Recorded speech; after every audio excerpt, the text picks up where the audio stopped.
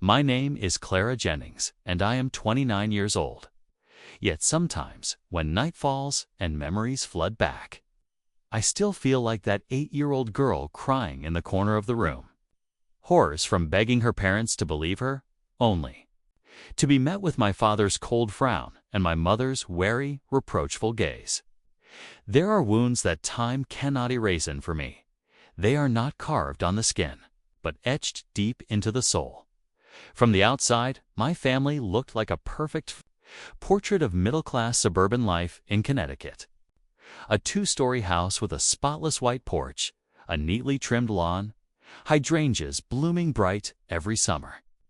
My father, Robert Jennings, was a successful chief accountant, always in a crisp gray suit, tall and stern. My mother, Diana, was a homemaker, skilled in the kitchen and ever smiling before the neighbors. And Marcus, my brother, 3 years older, was the pride of the family, smart, energetic, effortlessly charming. But behind closed doors, the glow faded. My father had grown up in a military household, and his philosophy fit into a single sentence. Pain is just weakness leaving the body. To him, crying was cowardice. Complaining was shameful. He never allowed me to show fear or sadness. You must be strong like Marcus. Stop whining. I heard that line so many times it became a refrain engraved in my mind. My mother was different, at least on the surface. She was gentler, sometimes slipping me a handkerchief when I cried. But her absolute loyalty was always to my father and to Marcus. She lived like a shadow, devoted to maintaining the perfect family image for outsiders. And anything that threatened that picture of my tears had to be silenced. As for Marcus, my brother never missed a chance to prove he was the strong one, while I was just the troublesome little sister. He could twist the truth until cruelty looked like an accident, and my parents believed every word. I remember vividly when I was 7, Marcus pushed me off my bike. I sat crying, my wrist throbbing so badly I couldn't lift it. At home, I tried to explain, but Marcus cut in quickly. She fell on her own clumsy, as always. My father shot me a glance and barked, "Clara, you must focus. Don't be so careless next time." My mother sighed. "Look at Marcus, does he ever complain?" They never took me to the hospital. Only when my wrist swelled alarmingly did they finally drive me there. The doctor's verdict was clear. The bone was broken.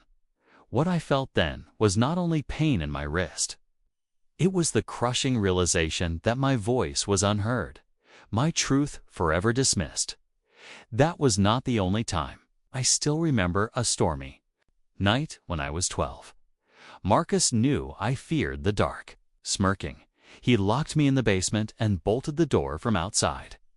I screamed, pounded until exhaustion blurred my voice, the sound of rain mixing with the frantic beating of my heart. When he finally let me out, trembling and breathless, I ran to my parents for help. My father scowled and snapped, "Stop acting." My mother glanced at Marcus nervously, then turned to me. "Don't make up stories, Clara. You're always looking for trouble with your brother." Those words chilled me more than the basement's darkness ever could. Maybe that is why I grew up in silence. I learned to hide tears, to clench my teeth when bullied, to expect no one's protection. My parents and Marcus had taught me a brutal lesson. In this family, truth mattered less than keeping up appearances. And yet, silence did not erase memory. My heart recorded every cut. Each denial felt like part of me was stripped away. I began to believe perhaps I was weak. Perhaps I existed only as Marcus's shadow. Years later, sitting in a therapist's office, I finally understood this was the mechanism of a toxic family. One child exalted as the golden child, the other cast as the scapegoat, bearing every blame. And I was that scapegoat. But as a child, how could I have known? All I felt was loneliness, abandonment in a house that bore my name. I tried so hard to be the good daughter, studied well, Joint activities caused no fuss. But I never earned my father's proud look, nor my mother's genuine smile. All the light belonged to Marcus. Sometimes I wondered, if one day I disappeared, would they notice? Or would they simply say, at last, Clara stopped being a bother? The answer, I'm afraid, I had known since childhood. There are wounds that never show in blood or scars, yet they cut so deeply into memory that a single scent or sound can drag me back. For me, those cuts bore the name Marcus, my brother, and the cold indifference of my parents. 3 years older than me, Marcus seemed born to command attention. He was smart, athletic, charming in conversation. Whenever relatives visited, my parents always began with, Marcus just got a basketball scholarship. Marcus was chosen as team captain. Marcus is always a role model. And me. If I was mentioned at all, it was as a shadow, accompanied by lines like, Clara is too sensitive. Clara always complains. I think Marcus knew one truth very well. He could do anything and still be forgiven. That truth turned him into someone who tested his power on me. When I was 10, he poured colored dye into my bottle of face wash. The next day, I went to school with blotches of purple and green across my face. The whole class burst out laughing, calling me a monster. I ran home in tears, desperate for comfort. But my mother only shook her head. Clara, stop making such a big deal. Should learn to laugh it off like your brother. My father didn't even look up. This is what happens when you're not strong enough. I remember burying my face in my pillow until I could barely breathe, feeling a shame unlike anything I had ever known. At 12, Marcus pulled something even crueler. He knew I was terrified of thunder. So one stormy night, he lured me into the basement and locked the door behind me. In the dark, every crack of lightning ripped the air apart while I huddled, shaking. I pounded on the door, screamed until my throat burned, hoping my parents would hear. When Marcus finally let me out, I was trembling, gasping for air. My father only looked at me with disgust. Another act for attention, Clara. My mother's voice was softer, but no warmer. Don't blame Marcus. You're just too sensitive. From that night on, I understood. My fears existed only to be mocked. The breaking point came when I was 16. I had spent months preparing a science fair project, a solar energy model I built with painstaking care. The night before it was due, Marcus sneaked into my room and dismantled the whole thing, snapping the solar panels I had saved up from my part-time job to buy. The next morning, when I discovered it, I collapsed in despair. I begged my parents for help, but my father raised an eyebrow. Stop blaming others. If you had prepared properly, this wouldn't have happened. My mother only shook her head. Clara, you suspect Marcus far too much. He would never stoop to something so petty. I walked into class that day empty-handed, failed the project, and wore once again the title of the family disappointment. Each incident only cemented Marcus's role as the golden child while I became the troublemaker. At some point, I can't even remember when I stopped telling my parents what was happening. When Marcus hid my diary, when my clothes were slashed, when the drawings I poured my heart into were torn apart, I just cleaned it up quietly. Speaking out was useless. I knew I'd only be accused of making things up. The deepest pain wasn't Marcus's cruelty. It was my parents' silence, sometimes even their complicity. My father saw Marcus as an extension of himself, strong, resilient, never weak. And my mother, too afraid of cracking the facade of the perfect family, was willing to let me be the sacrifice. I became the mirror that absorbed every flaw, every imperfection, every blame this family refused to carry. Once, I asked my mother, "Why don't you believe me? Why have you never stood on my side?" She hesitated, then whispered, "Clara, in every family, someone has to endure. Otherwise, everything falls apart." I went silent. I was not old enough to understand then, but deep down I knew I had just been sentenced. I was the one chosen to suffer, so they could keep their pretty picture intact. Through high school, I lived in two worlds. At school, I tried my best, studied hard, joined clubs, chasing some recognition. But at home, every effort dissolved into nothing. No matter what I achieved, it was always met with, "Why can't you be more like Marcus?" I once won a state literature award, but my father only muttered, "Poetry won't put food on the table." Meanwhile, Marcus scored a single basket at a basketball game, and the family threw a celebration. Gradually, I stopped expecting anything from them. But the invisible cuts left lasting damage. I doubted my worth, believed I was less, lived in constant fear that anyone would abandon me if I showed weakness. Those fears I carried all through my youth.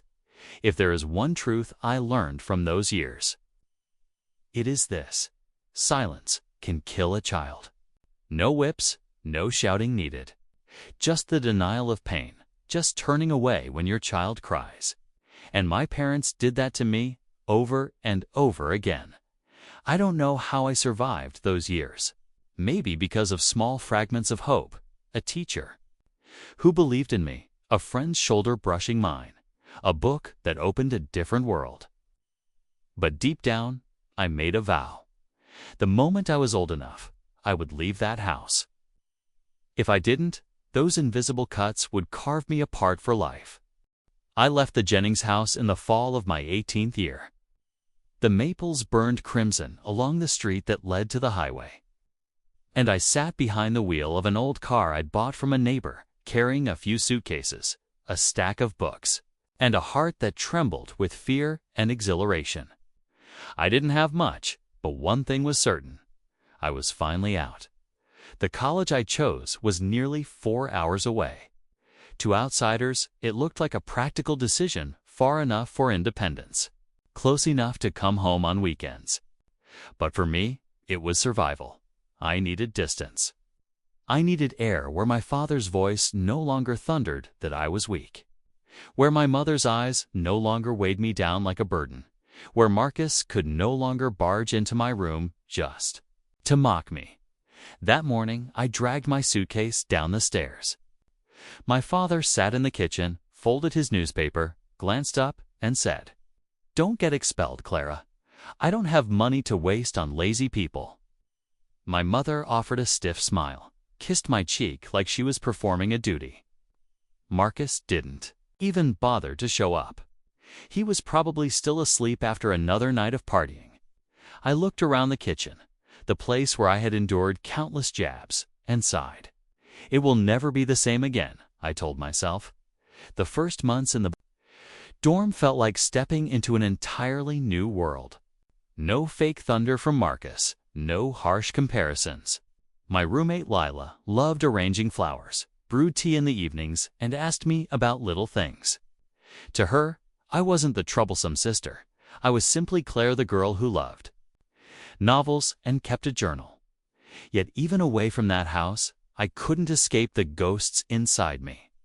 Whenever someone offered even mild criticism, my chest tightened as if I had committed some grave crime. I feared abandonment constantly, certain every friendship would vanish if I revealed weakness. I raised my hand in class, but my fingers trembled and my voice faltered. The professor looked at me with encouragement, but all I heard was my father's echo: "You're always weak." Eventually, I went to the campus counseling office, sitting across from a therapist named Mrs. Jenkins Same. Last name is mine, but no relation. I told, for the very first time, about Marcus's cruelty and my parents' denial. She didn't laugh, didn't shake her head. She simply listened. When I cried, she handed me tissues and said, "Clara, what you went through wasn't your fault. It was neglect." Just that one sentence cracked something open in me. I sobbed, harder than I had in years, because it was the first time anyone had named the truth. During my 4 years of college, I began stitching myself back together. I chose education as my major because, deep inside, I wanted to be the opposite of my parents. I wanted to believe in children. I wanted to be the adult they could run to when they were hurt. I worked part-time at a small bookstore. The owner, old Mr. Henry, was frail but kind. He often let me take home battered books and told me, "Girl, books will keep you standing when people try to knock you down." I believed him. Within those pages, I found worlds where princesses were saved, villains punished, and truth triumphed.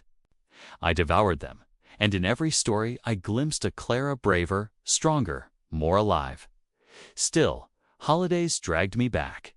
My mother's calls came like orders. "You must come home. Marcus wants to see you. Your father expects you." I often excused myself with work, but sometimes I couldn't. Returning felt like stepping into a dusty, suffocating museum. My father still sat in his armchair, sharp-voiced. My mother's eyes never left him, anxious not to displease. Marcus slung an arm over my shoulder, half teasing, half threatening, still as sensitive as ever, huh? I forced a smile and silently counted the hours until I could leave again. At 22, I graduated. Not a single family member came to my ceremony. I watched other students pose for pictures with parents, heard their cheers, and felt hollow inside. But then Leela and Mr. Henry appeared, arms full of flowers, wrapping me in hugs. And I realized something. Sometimes family is not where you're born, but where people choose to stand beside you. I began teaching at a public elementary school. For the first time, I saw children running, laughing, pouring out stories. A timid little girl handed me a drawing of a cat and whispered, "I made this for you." I looked into her hopeful eyes and saw myself as a child, desperate for recognition. I held the drawing close and praised her. She beamed. In that moment, I knew I had chosen the right path. Still, the tether to my family never vanished completely. My mother's phone calls, my father's invitations to parties, all kept me torn. I longed for freedom, but feared being branded an ungrateful daughter. That was the trap I had yet to escape.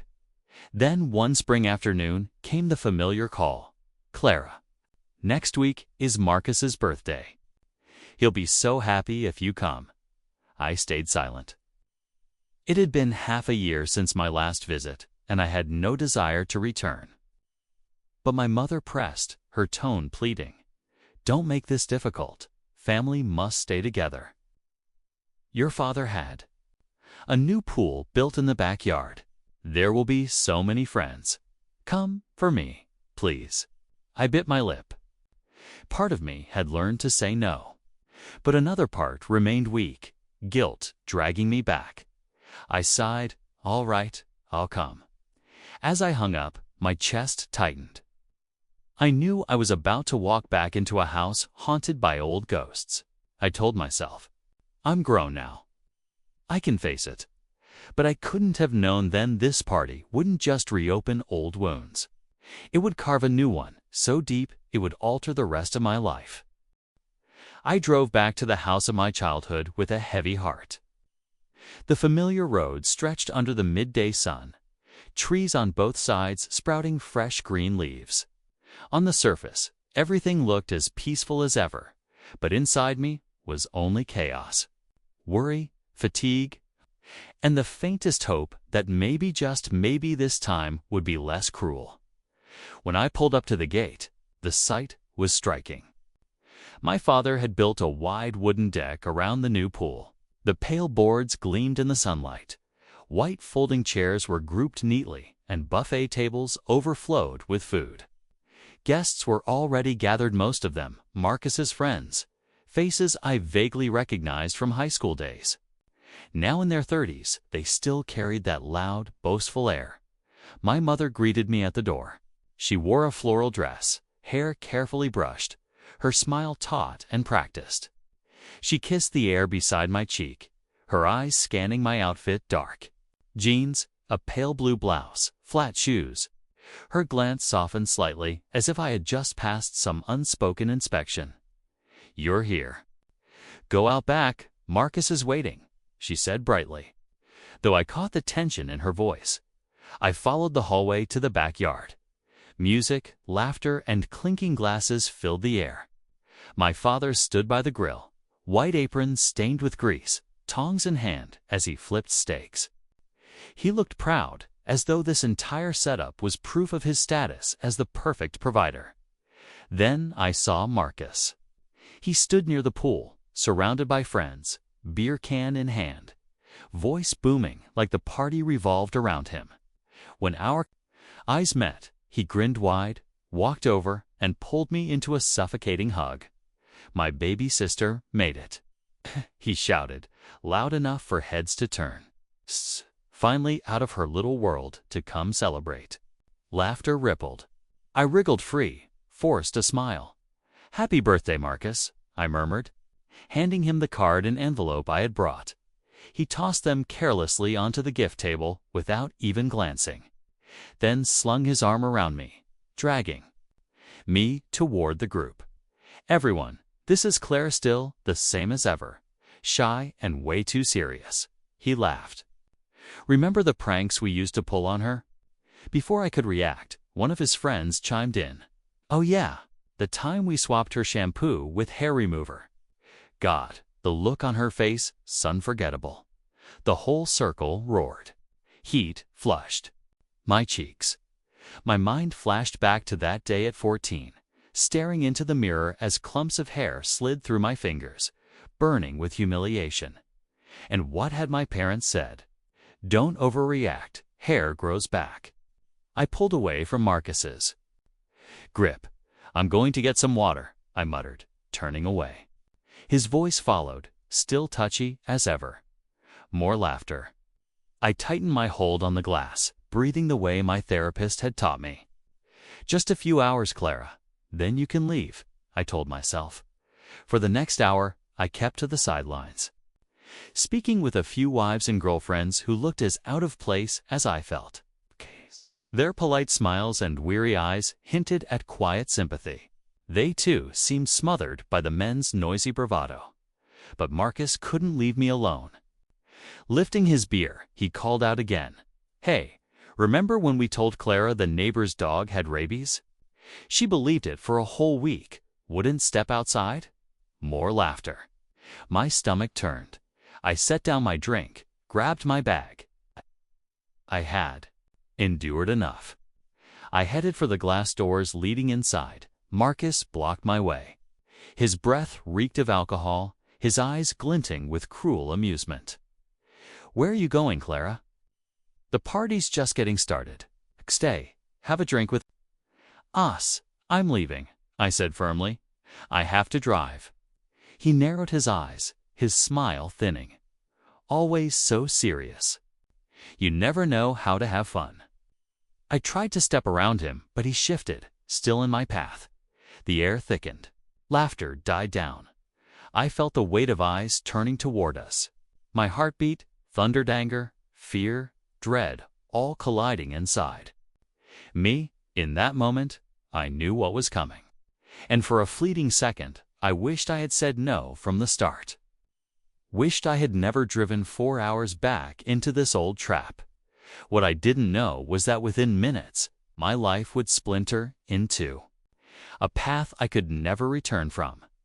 I tried to stay calm, edging around Marcus's toward the glass doors.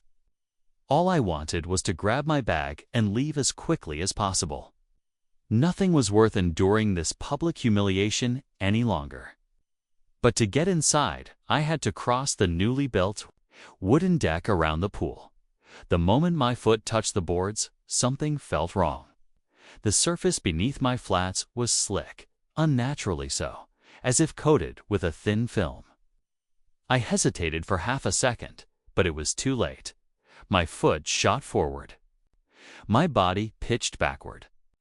In that split instant, time slowed.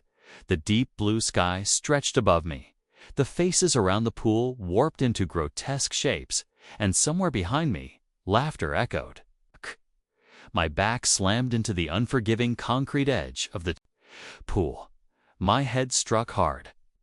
A burst of white light flashed in my mind and went dark. I lay there, gasping, trying to make sense of it.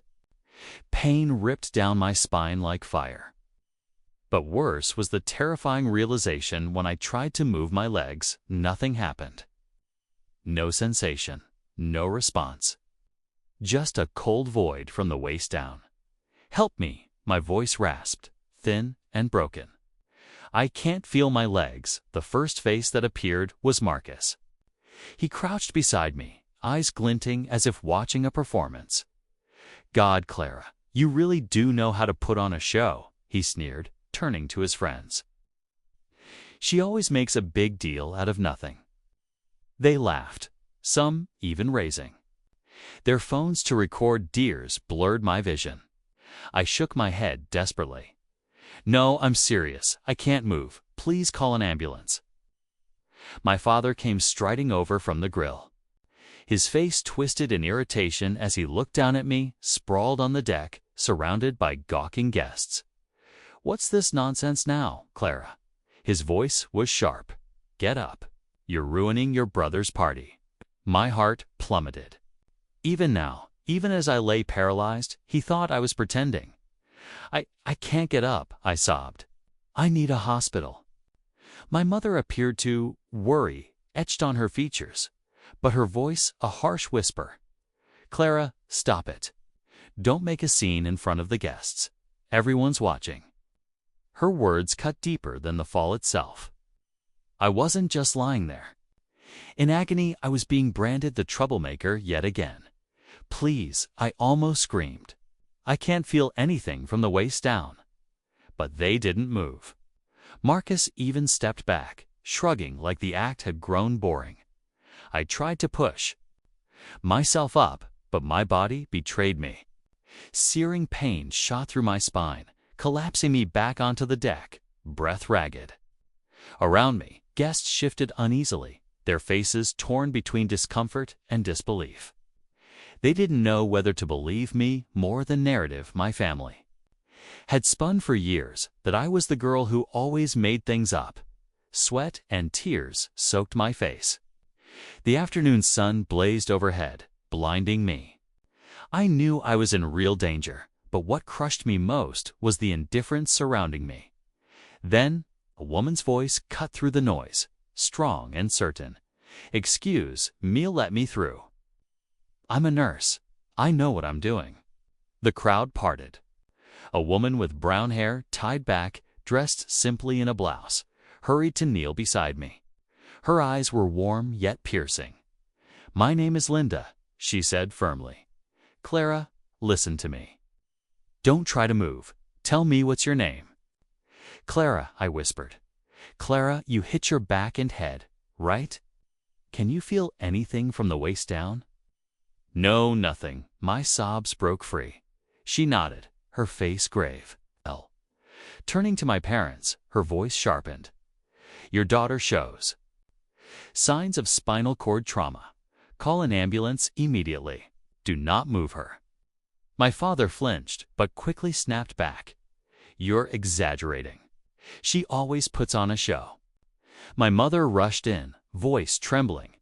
"Linda, maybe it's just a bruise. We can drive her to a clinic nearby." "No." Linda cut her off, steel in her tone. "If she's moved the wrong way, she could be permanently paralyzed. I'm calling 911. Silence fell over the yard. As she dialed, I heard Marcus mutter under his breath, "Geez. It was just a little polish. I didn't think she'd actually slip like that." Every head swung toward him. My chest clenched. So it was him. He had smeared something on the deck. A so-called prank turned into disaster. I lay there, body heavy as stone, mind spinning. Marcus's laughter still rang in my ears. My father scolding, "Don't be ridiculous." My mother's whispered warning, "People are watching." All of it blurred together with the distant wail of sirens approaching. And in that moment, Kay knew my life had been split open and there was no going back. The wail of sirens echoed closer, a faint light cutting through my despair.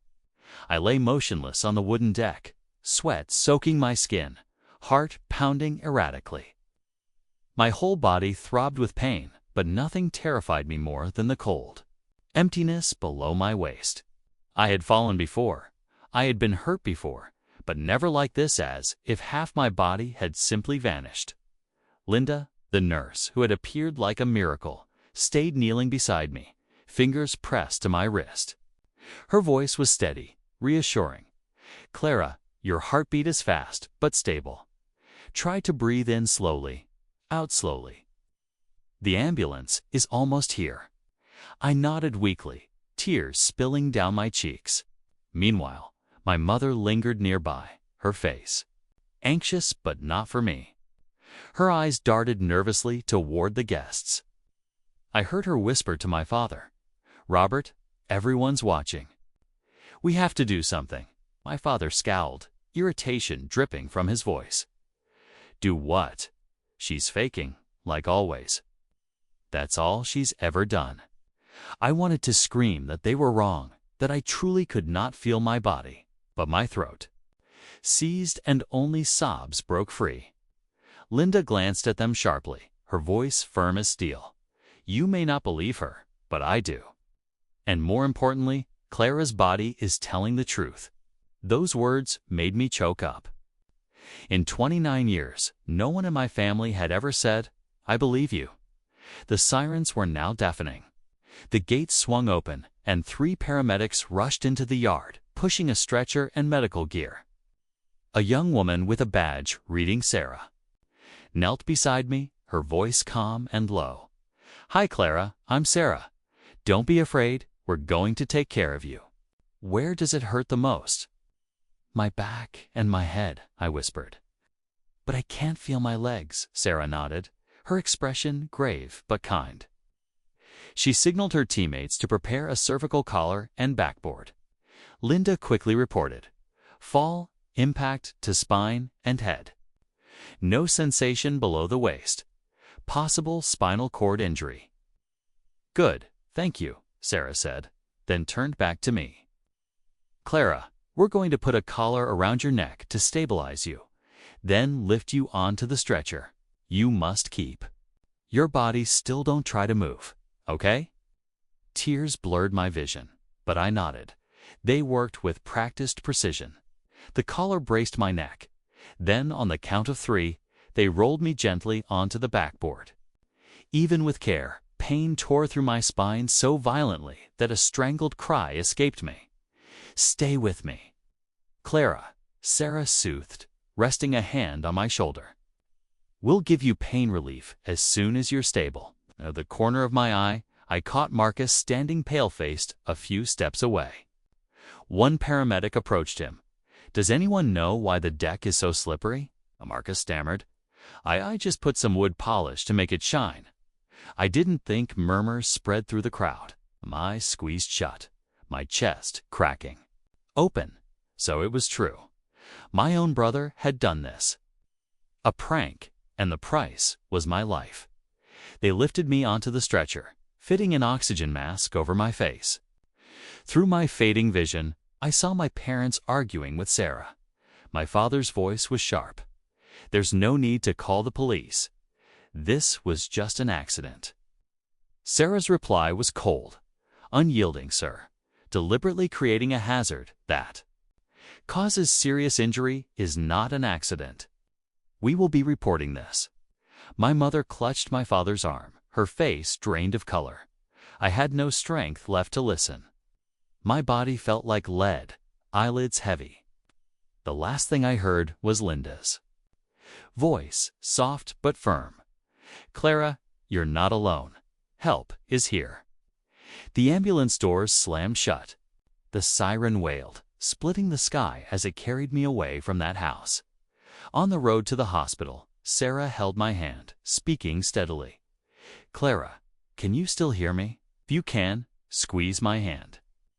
I summoned all my strength, my fingers curling faintly. Sarah smiled. "Good, that's good. You're strong." Those words felt like a rope pulling me back from the abyss. In that moment, I realized maybe I had lost my legs. Maybe nothing would ever be the same, but for the first time in my life. Strangers valued my life more than my family's precious facade, and I made a silent vow. If I survived, I would never again return to being the silent shadow of the Jennings family. When I opened my eyes, the first thing I saw was the harsh white glow of fluorescent lights above me. The sharp smell of antiseptic filled my nose, and the steady beep-beep of a heart monitor pulsed in my ears. For a few seconds, I didn't know where I was till memory came flooding back. The fall, the slick deck, the mocking laughter, the ambulance. I lay still, heart pounding. A nurse approached, smiling gently. "Ms. Jennings, you're awake. My name is Carlos. You're at Hartford General Hospital." I tried to move, but panic surged when my legs gave no response. My voice broke. "I still can't feel anything from the waist down." Carlos squeezed my hand softly, his eyes filled with compassion. "The doctor will explain everything. You've undergone emergency surgery. You're safe now. Just keep breathing steadily." I nodded weakly, tears brimming. Moments later, a woman in a white coat entered, her gray-streaked hair pinned neatly, eyes bright but heavy. She sat down beside my bed. "Hello, Clara. I'm Dr. Elizabeth Harper, neurosurgeon and spine specialist. I was the one who operated on you." Her voice was calm, yet each word carried weight. My lips trembled. "Doctor, will I ever walk again?" She exhaled softly, holding up an MRI scan. "When you fell, 2 vertebrae in your lower back fractured, compressing your spinal cord. We removed the bone fragments and stabilized your spine with rods and screws. The good news is, your injury isn't complete. The spinal cord wasn't severed. However," she paused, "right now, you're paralyzed from the waist down." Words hit like thunder. My breath came in gasps. "Paralyzed, does that mean I'll never?" "We can't say for certain yet," Dr. Harper replied gently. "Some patients regain partial sensation and movement with intensive therapy. Others live with permanent damage. The most important thing now is to begin rehabilitation as soon as you're strong enough." I shut my eyes, tears spilling. Just yesterday, I could walk, drive, teach, run with my students. And in one instant, it was gone. Perhaps sensing my despair, Dr. Harper rested a hand on my shoulder. "Clara, I know this is hard to accept. But please remember, your condition can improve. We'll be with you every step of the way." I nodded, but inside I felt myself sinking into a pit. After she left, 2 police officers entered. One, a middle-aged woman with cropped hair, introduced herself. "I'm Detective Sullivan. This is Officer Chen. We need your statement about yesterday's incident." I swallowed hard, forcing steadiness into my voice. "Marcus, my brother, he smeared wood polish on the deck. He wanted me to slip as a joke. I fell, hit the pool edge, and I lost all feeling in my legs. After your fall, did your family call for help immediately?" Officer Chen asked. A bitter laugh escaped me. "No, they told me to get up, to stop exaggerating. If Nurse Linda hadn't been there, I might have lain there until I died." The officers exchanged a look. Detective Sullivan spoke gravely. "We've taken statements from multiple witnesses, including Linda and the EMT team. Marcus has been arrested on charges of reckless endangerment causing serious bodily harm. Your parents are also under investigation for delaying medical care classified as neglect." My chest clenched. As much as I resented them, hearing that my parents now face the law still twisted something inside me. Will they go to prison?" "That will be up to the court," Sullivan replied. "But this is a serious case, especially with evidence of intent." When they left, silence blanketed the room. I stared at the sterile white ceiling, my thoughts tangled. My family, the Ones who should have protected me were now criminals in the story of my life. That afternoon, Linda came to visit. She wore casual clothes, her warm smile lighting the doorway. "Hey, sweetheart, you're looking better." I broke down, clutching her hand. "Thank you. If it weren't for you, she." "Don't say that," she interrupted gently. "You've been so strong. You saved yourself, Clara, because you refused to stay silent this time." Her words struck deep. All my life, I had been told I was making a fuss. And now, for the first time, someone told me I was strong. That night, I lay in the dark, listening to the rhythm of the machines. I thought about the uncertain future, about wheelchairs, about whether I could still teach, about all the things I might never do again. I thought of Marcus, who had laughed at my pain. I thought of my parents, who had left me begging on the ground. The physical pain was sharp, but the emotional wound cut deeper. And I knew the road ahead wasn't just about healing my body, it was about facing the truth. The Jennings family had never truly been a place where I was loved. I still remember the morning the police came back to the hospital to deliver the results of their preliminary investigation. I had just finished my first physical therapy session, small movements in my upper body, but enough to leave me drained. When I saw the two female officers walk in, my heart sank. "Clara," Detective Sullivan said evenly, "we want to update you." After gathering witness statements and examining the evidence, Marcus has been formally charged with reckless endangerment, causing serious bodily harm. I swallowed hard. The words sounded both foreign and unbearably heavy. "And my parents?" I asked, my voice trembling. "Your parents, Robert and Diana Jennings," Officer Chen said slowly, "are under investigation for negligence resulting in serious harm, specifically for failing to call emergency services despite your obvious injuries." The room went still. My fists clenched the bedsheets, torn between wanting to cry and wanting to laugh bitterly. All my life, I had begged them to stand on my side just once. And even when I lay paralyzed, they still chose to protect the family's image instead of me. But now, that truth no longer lived only in my words, it was recognized by the law itself. "Could they go to prison?" I asked softly. "That will depend on the court and the judge," Sullivan replied. "But this is a serious case." When they left, I lay in silence, memories replaying. My father's barked, "Get up." My mother's hissed, "People are watching." Marcus's mocking grin. Never had the truth felt so stark. I was never believed, never protected, never loved. But now, justice was forcing them to face the consequences. The next day, a lawyer appointed by the prosecutor came to see me. His name was Michael Greenberg, tall and lean, with a steady voice. He sat across from my hospital bed, laying out a folder. "Clara, in addition to the criminal case, you have the right to file a civil lawsuit for compensation for medical costs, lost income, and emotional damages." I frowned. Part of me recoiled at the thought of dragging my own parents and brother into court. But Michael met my eyes. "This isn't revenge. It's about ensuring you have the resources to keep living. With this injury, your rehabilitation could cost millions."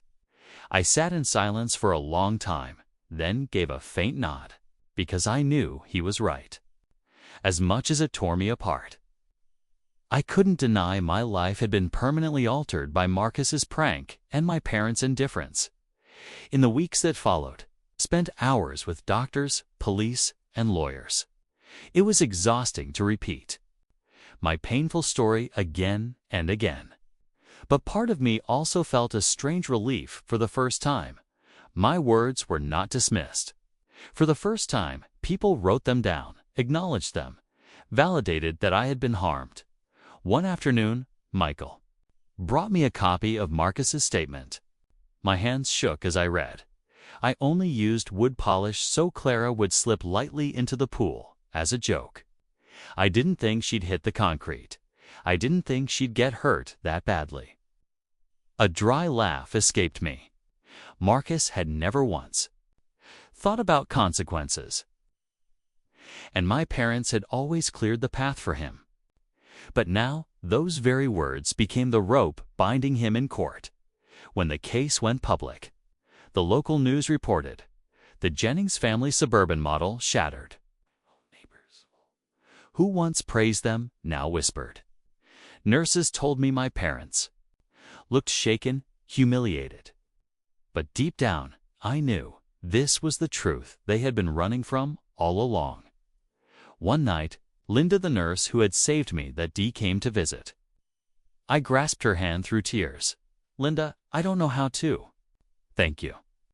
If you hadn't spoken up that day, she squeezed my hand, eyes warm and unwavering. Clara, remember this. The truth always matters, even when everyone else denies it. You've lived in silence too long. Now is the time to let your voice be heard. Her words pierced me. I realized justice wasn't just in the verdict, it was in no longer being branded a liar. For once, I was believed defended not by my blood family, but by strangers who chose to stand with me. Justice may come late, but when it does, it makes the truth impossible to deny. And for the first time in my life, I felt I wasn't completely alone. The days that followed marked a new chapter, one no less brutal: rehabilitation. If the fall had broken my body in seconds, learning to live again in this new body was a long road with no shortcuts.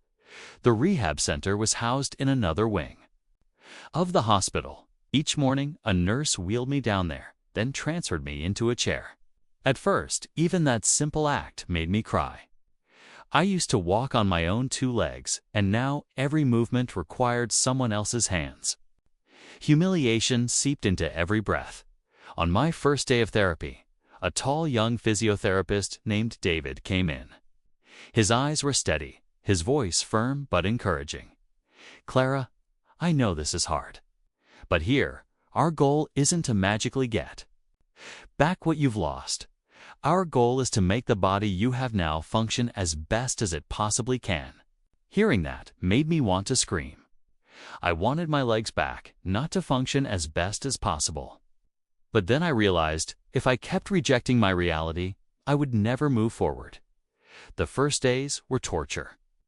They taught me how to slide from the bed into a wheelchair using a wooden board.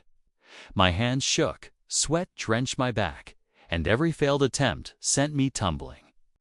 One day I broke down, shouting, I can't do this. I'm nothing anymore.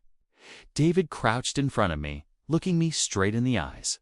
Clara, you survived an accident that many don't. You're stronger than you think. Try against you once more for yourself. His words pierced me. I bit my lip, took a deep breath, and on the next attempt, I managed to slide myself onto the chair.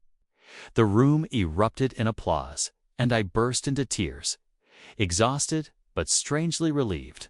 In the weeks that followed, I trained my body, learning to sit upright without toppling, using my arms to lift myself, maneuvering ramps in my chair. Meanwhile, doctors tested for nerve responses in my legs. At first, nothing. But one morning, I felt the faintest tingle in my thigh. That fragile sensation made me sob. Dr. Harper smiled gently. This is a good sign. It means you may regain partial movement. Hope flickered in my chest. Alongside physical therapy, I attended group sessions with others living with spinal injuries. That's where I met Tara, 30-year-old woman injured in a car accident 2 years earlier.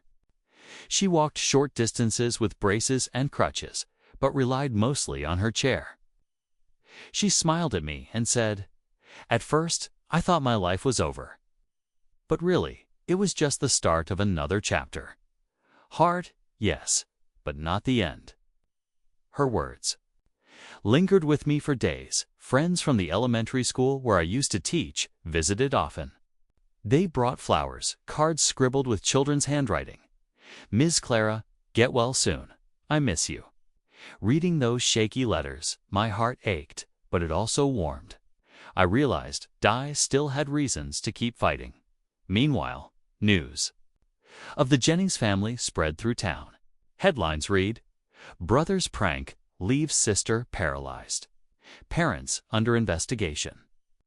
Some old neighbors sent messages, some apologetic, some expressing regret for never noticing the hell I had lived in.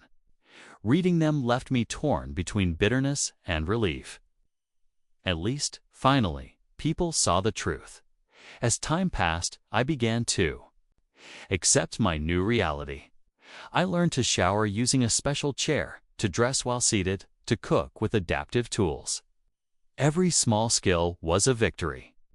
I stopped comparing myself to the Clara I used to be and started focusing on the Clara I was becoming. One evening, sitting alone in the therapy room, I looked into the mirror. The woman staring back had a gaunt face, messy hair, but her eyes shone with something new. Not just fear, but determination. I whispered to myself, I survived, and I will keep living, no matter what. My road to recovery had only begun, but for the first time, I felt I could step or roll or crawl into a new chapter. One where I was no longer the silent shadow of my family. I was Clara, and I would write my own story. 2 years have passed since the fall that changed everything. There were times I thought I'd be trapped forever in pain and anger, but day by day, I learned how to rise again, not with my legs, but with a strength I never knew I had. Now I live in a small ground-floor apartment in a new housing complex. Everything is designed for a wheelchair: wide doors, lowered counters, a bathroom with sturdy rails. I drive a car equipped with hand controls, shop for my own groceries, cook my own meals. In some ways, I feel more independent now than I ever did before. My work has changed too. I can't stand in a classroom for hours anymore, but the Department of Education offered me a position as a curriculum consultant, a job I can do mostly from home. I write materials, lead workshops, and most importantly, train teachers to recognize and support students living in neglectful and abusive families, children like the one I once was. Every time I stand before a group of educators and share part of my story, I feel it deeply. My pain is being transformed into purpose.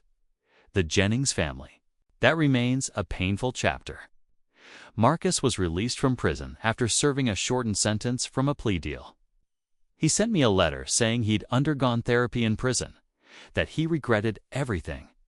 I read it, but never replied. Don't know if I'll ever forgive him, but at least for the first time. He isn't shielded by the golden child armor my parents built for him.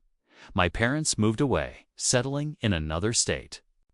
I've heard they tell their new neighbors I was injured in an unexpected accident, still dodging responsibility. As always, but there lies no longer fuel my anger. They can keep their story. I've chosen to write my own. In these 2 years, I've built another kind of family. Linda, the nurse who saved me that day, still keeps in touch, sometimes inviting me to dinner with her family. David, the physical therapist, became a close friend, always reminding me that even the smallest progress deserves celebration. And then there are colleagues, former students, and the friends who visited me in the hospital. They've become the support network I never had from my blood relatives. I also joined a spinal injury support group. Each week, I visit the center to share my story with newcomers. I remember being in their place, consumed by despair, believing life was over. Now I can look them in the eyes and say, honestly, it isn't easy, but you are stronger than you think. And you will find new meaning. A year ago, I was still in my wheelchair full time. But with training, I can now walk short distances with braces and crutches. Every step is shaky, slow, but to me, it's a miracle. Each time I stand upright and see the world again from its familiar height, my eyes sting with tears. One afternoon, I went to the park near my apartment. Children were running and laughing across the grass. I leaned on my crutches, taking careful steps. A little girl ran up to me, wide-eyed, double quotes, "Miss, you can walk." I smiled and nodded. Just a little, but enough to know I'm strong. She grinned and dashed back to tell her mother. I watched her go, peace swelling in my chest. That was the moment I realized happiness isn't going back to how things works, cherishing what remains. That night, I wrote in my journal, justice didn't give me back my legs, but it gave me the truth. And that truth freed me from being the girl who made things up. I no longer need them to believe me, because I believe myself. Someone asked, what was the most beautiful thing after all this? I would say, wasn't the settlement, money, nor the punishment for Marcus or my parents. It was learning that my worth was never tied to their approval. I lost my legs, but I found my voice, my dignity, and a community that's real. I know there will still be hard days ahead. Mornings when pain drags me down, nights when old memories choke me. But unlike before, I am no longer alone. I have people who will come when I call, and I have myself to lean on. Most of all, I have chosen a new life, not the one the Jennings family scripted for me, but the one I'm building piece by piece with my own hands. Asterisk, sometimes justice doesn't come in the way we expect. Clara may have lost her legs, but she found something far greater: her voice, her dignity, and a life she could finally call her own. Thank you for listening to this story with Snail Story. If it touched you, don't forget to like, subscribe, and share your thoughts in the comments below.